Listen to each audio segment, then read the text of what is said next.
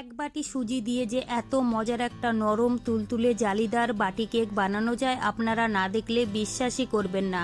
বন্ধুরা, ডিম, দই, বাটার, ঘি, তেল কিছুই লাগবে না।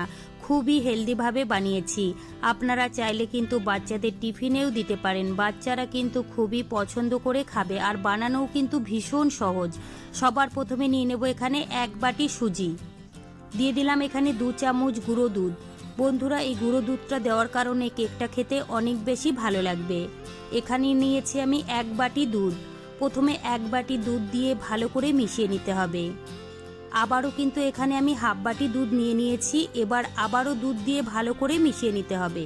এখানে আমার টোটাল 1.5 বাটি দুধ লেগেছে। খুব ভালো করে মিশানো হয়ে গেছে। এবার আমি ঢেকে রাখবো 10 মিনিটের জন্য। 10 মিনিট পরে ঢাকনাটা খুলে নিলাম। দেখুন বন্ধুরা, আগের থেকে কিন্তু অনেকটাই ঘন হয়ে গেছে। আবার একটু ভালো করে মিশিয়ে নিতে হবে। এখানে নিয়েছি মিক্সারের বাটি। এবার আমি সুজির ব্যাটারটা ঢেলে নিলাম। দিয়ে দেবো হাফ বাটি চিনি, সামান্য একটু লবণ।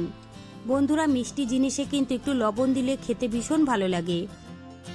এবার দিয়ে দেবো 2টো এলাচ, আর দিয়ে দেবো 1 চামচ গমের আটা, আর দিয়েছি 1 চামচ সাদা তেল। তোমরা যদি এখানে তেল ব্যবহার না করো তাহলে কিন্তু অবশ্যই একটু দুধের সর দিয়ে দেবে। এতে করে কিন্তু কেকটা খেতে অনেক বেশি ভালো লাগবে।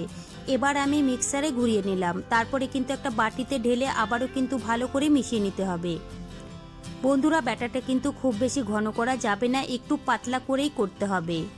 দিয়ে দিলাম হাফ চামচ বেকিং পাউডার আর সামান্য একটু বেকিং সোডা। সামান্য একটু দুধ দিয়ে ভালো করে মিশিয়ে নিতে হবে। খুব ভালো করে মিশিয়ে নিয়েছি। কেকের ব্যাটারটা কিন্তু একদম রেডি। এখানে আমি 3টে স্টিলের বাটি নিয়েছি। আগের থেকে একটু সাদা তেল লাগিয়ে নিয়েছিলাম।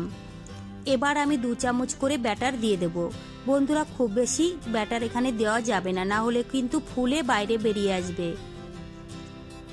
উপর থেকে ছড়িয়ে দেব একটু বাদাম। তোমরা চাইলে কিন্তু এখানে কিশমিশও দিতে পারো, না হলে কিন্তু কাজুও দিতে পারো। এখানে কিন্তু এই বাদামটা দিয়েছি, দেখতে ভীষণ ভালো লাগছে।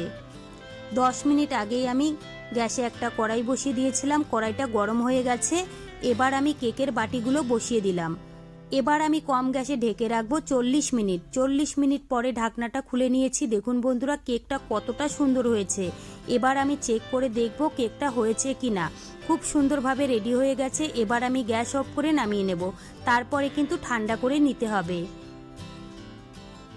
এবার আমি বাটির থেকে আলাদা করে নেব। দেখুন বন্ধুরা, খুবই সুন্দরভাবে কিন্তু কেকটা বেরিয়ে এসেছে। আপনারা দেখেই বুঝতে পাচ্ছেন আর কতটা সুন্দর হয়েছে আর কতটা জালিদার হয়েছে। পিছনের কালারটাও কিন্তু ভীষণ ভালো হয়েছে, আপনারা দেখেই বুঝতে পাচ্ছেন। তেল, ঘি, বাটার, ডিম ছাড়া যে এত সুন্দর কেক তৈরি করা যায় আপনারা বাড়িতে না বানালে বুঝতেই পারবে না কেকটা কতটা সুন্দর হয়েছিল। এবার আমি ভেঙেও দেখিয়ে দিলাম। দেখুন বন্ধুরা, কতটা জালিদার আর কতটা নরম। তো বন্ধুরা, আমার রেসিপি কেমন লেগেছে কমেন্ট করে জানাবেন। ভালো লাগলে প্লিজ আমাকে সাপোর্ট করবেন। চলুন তাহলে ভিডিওটি আমি এখানেই শেষ করছি। আপনারা সবাই ভালো থাকবেন।